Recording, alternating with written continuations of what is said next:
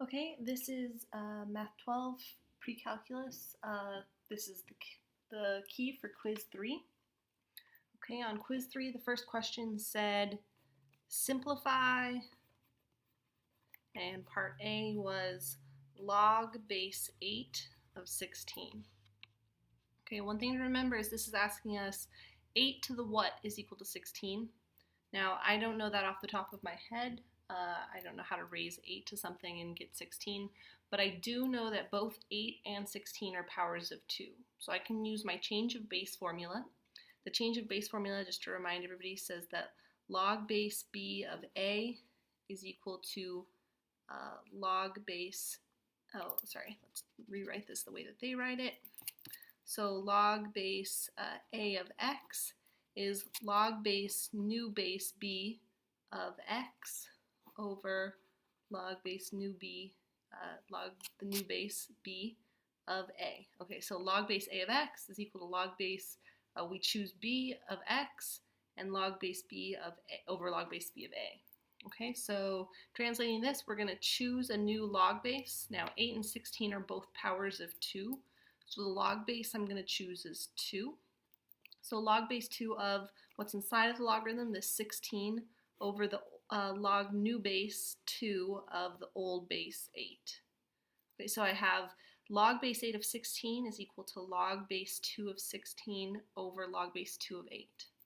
Now log base 2 of 16, that's saying what do I have to raise 2 to get 16? So 2 to the question mark is equal to 16. Now 16 is 2 to the 4th, so we're raising 2 to the power of 4 to get 16. So this number is 4. Similarly, 2 to the question mark is 8. We have to raise 2 to the 3rd to get 8. So this number is 3. This exponent log base 2 of 8 is 3. So the answer is 4 over 3. Okay, part B also asked us to simplify. This time it's log base 2 of root 2 over 32. Okay, here we have to remember the property of logarithms that says when we have the log of a division, it's the difference of the logs. Okay, so log of a quotient is the difference of logs. So log base 2 of the numerator minus log same base of the denominator, 32. Now notice we're not using the change of base formula here. We're not choosing any base that we want to use. They give us the base here, this log base 2. All we're doing is applying the property of logarithms that says we split up divisions as differences. Okay, so this is saying 2 to the what is root 2.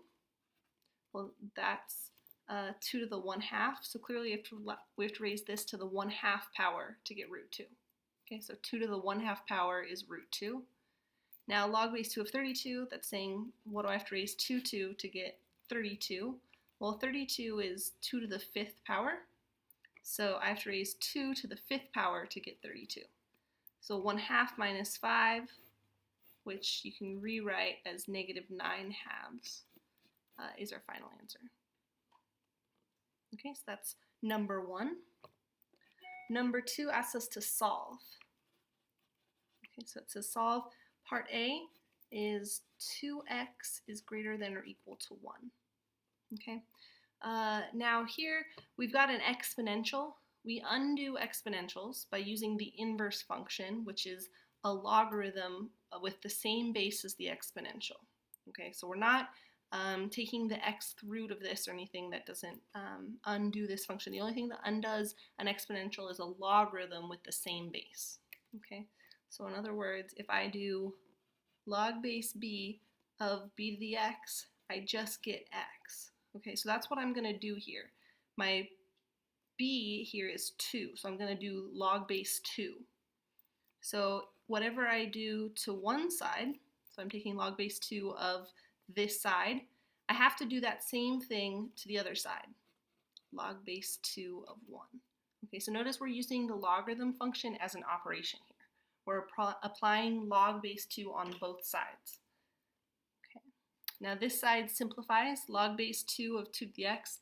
We can think about this as a question. This is saying, what do I have to raise 2 the base 2 to get 2 to the x. Clearly that's just going to be x. X is greater than or equal to log base 2 of 1. Now you could stop here, but I know log base 2 of 1, that says what do I have to raise 2 to get 1? That's 0. So this is x is greater than or equal to 0. Any of this would have worked. Okay? X is greater than or equal to log base 2 of 1, or x is greater than or equal to 0. So when we want to undo an exponential, we use a logarithm with the same base. Those are inverse functions. Okay, remember when we talked about inverse functions, we said that when we compose those functions, right? So we're composing the two functions here. We end up with just the identity. We just get out x. Okay. Now, part B is the natural log of 4x plus 1 is equal to 2. We need to solve this now. So here we have a logarithm. We're going to, just like we undid an exponential with a logarithm, we're going to undo this logarithm with an exponential. The inverse function of a logarithm is an exponential with the base, the same base. Okay. So first of all, I'm going to rewrite this as log base e of 4x plus 1. Okay, because now I know that e, that's the base. Okay, so that's what I'm going to raise both sides to. So I'm using the exponential function of both sides to simplify. So in other words, e to the log base e of 4x plus 1. Okay, notice this is e to the log base e of 4x plus 1. This isn't log base e of the 4x plus 1 to the eth power. I'm taking the exponential function e to the x and I'm plugging in log base e. Okay, so e to the power is log base e of 4x plus 1. Now whatever I do on this side, I have to do on this side. So I raise e to the second power. Okay, so notice e to the second power, not 2e, not 2 to the eth power, it's e to the 2. Okay, so this is kind of tricky. This is, I'm taking e to the power that's on this side is equal to e to the power of what's on the other side. Okay, so e to the log base e of 4x plus 1 is equal to e to the 2, or e squared. Okay, now this side simplifies. This just ends up 4x plus 1. These two functions, the exponential function e to a power and log base e, those are inverse functions. Okay, so those undo each other, and we just end up with the identity, so 4x plus 1 falls out. Another way to think about this is this logarithm, the answer to log base e of 4x plus 1, is whatever I have to raise e to get 4x plus 1. Okay, if I raise e to whatever I have to raise e to get 4x plus 1, I get 4x plus 1. Okay, so out comes 4x plus 1 is equal to e squared. Now we simplify, we're just solving for x. So 4x is equal to e squared minus 1. So x is equal to e squared minus 1 over 4. Okay, so the biggest things that we did here and here, we undo exponential functions with logarithms of the same base. We undo logarithms with exponentials of the same base. Okay. Now, problem 3 was a trig problem.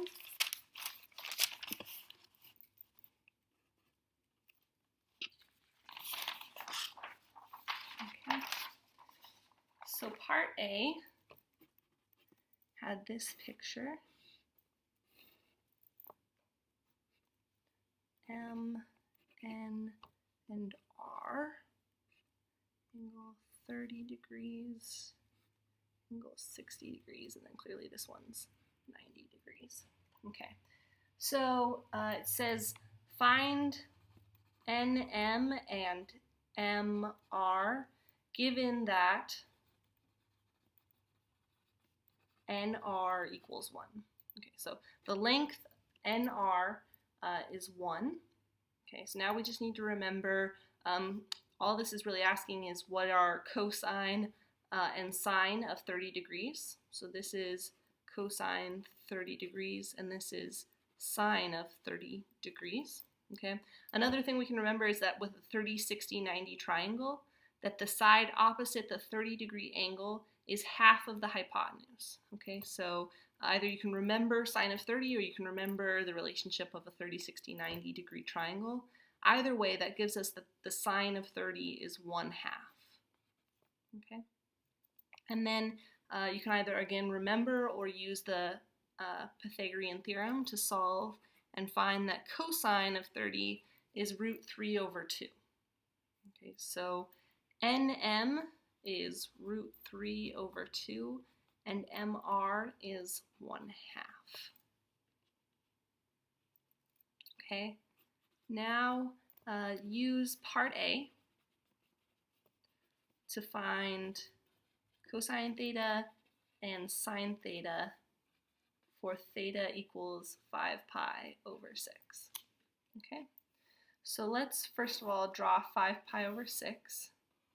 So here's my unit circle.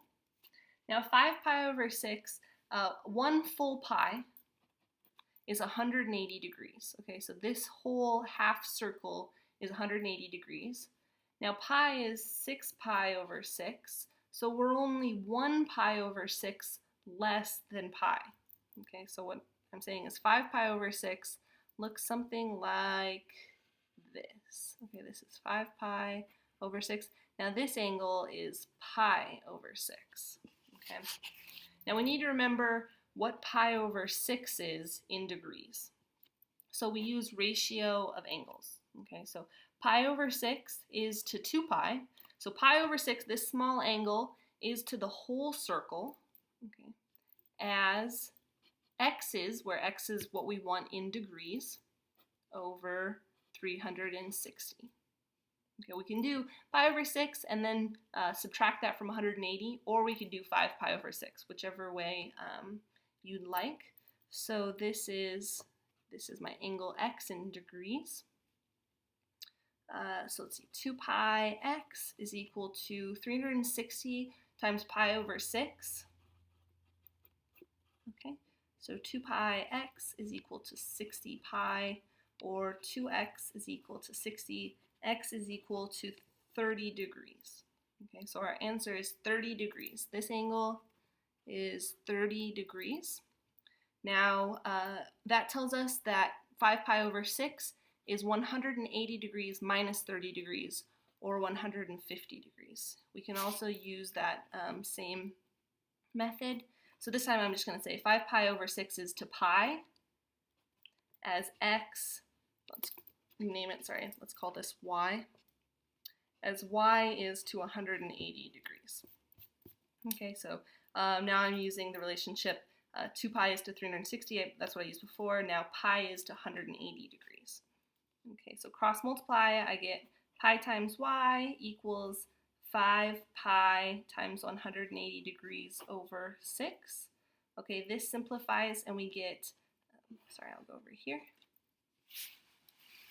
I get that pi y is equal to 180 divided by 6 is 30 degrees. This ends up being 150 degrees times pi. We divide by pi, y equals 150 degrees. Okay, so either way, we get that 5π/6 is 150 degrees.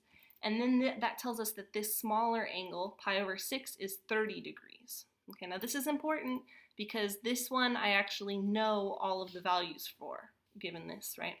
So if this length is 1, I know this length is 1/2, and this length, notice I say length, is √3/2.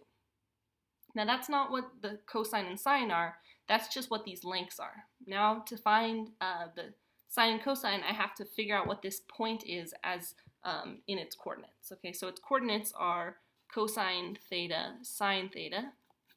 Now I know this distance from 0 to this point is √3/2, but notice it's going in the negative x direction. Okay, so cosine of theta is going to be negative this distance, √3/2. And sine theta is going to be, well, it looks like it's going in the positive y direction, so just 1/2. Okay, so these are our answers.